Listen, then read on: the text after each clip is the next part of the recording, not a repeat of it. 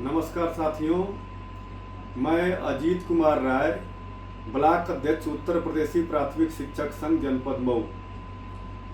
मैं एक ज्वलंत समस्या को लेकर के आप लोगों के बीच में आया हूं। इसमें यदि हमारा विचार अच्छा होगा तो आप लोग बताइएगा कमेंट करके।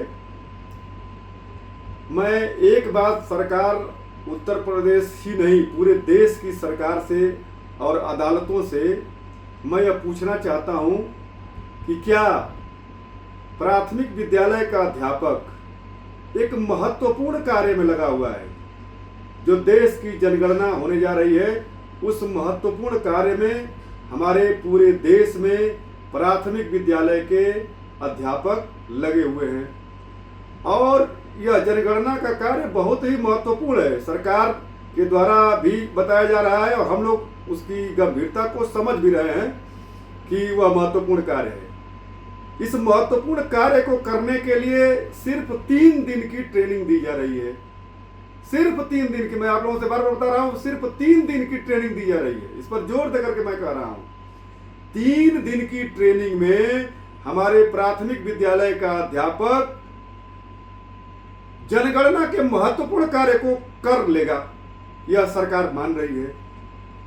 और जो अध्यापक 10 साल, 15 साल, 20 साल, 22 साल और 25 साल से लगातार प्राथमिक विद्यालयों के बच्चों के भविष्य को संवारने में लगा हुआ है और अपनी पूरी जो नियुक्ति की अर्हता है उसके साथ नियुक्त होकर के बच्चों का भविष्य संवार रहा है।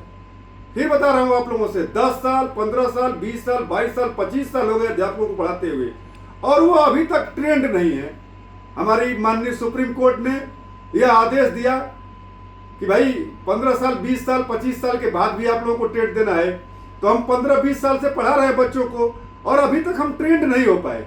लेकिन इस देश का महत्वपूर्ण काम जनगणना, जिससे देश को विकसित होना है, जिससे देश को तरक्की करना है, जिससे देश को प्रगतिशील बनना है, इस गंभीर मुद्दे पर केवल हमारी 3 दिन की ट्रेनिंग होगी और उस 3 दिन की ट्रेनिंग में हमारे प्राथमिक विद्यालय का अध्यापक जनगणना और मकान गणना करेगा।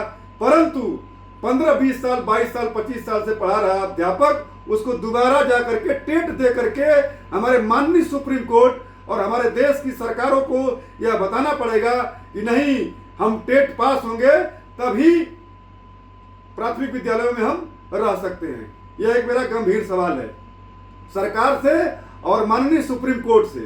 तो मैं इस मुद्दे पर आप लोगों से एक बात और कहना चाहता हूं कि प्रतिदिन यह अध्यापकों पर दबाव है कि नामांकन बढ़ाइए और महत्वपूर्ण समय में जब नामांकन बढ़ाना है, ठीक उसी समय में हम लोगों की मकान गणना की ट्रेनिंग में ड्यूटी लगी हुई है और सारे अध्यापक विद्यालयों पर 2 अध्यापकों को छोड़ करके सभी अध्यापकों की ट्रेनिंग में ड्यूटी लगी हुई है।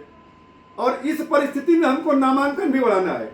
तो इस विषम परिस्थिति में हमको देश का काम भी करना है जनगणना का, और अध्यापकों को पढ़ाना भी है, उनको नामांकन भी अधिक से अधिक कराना है।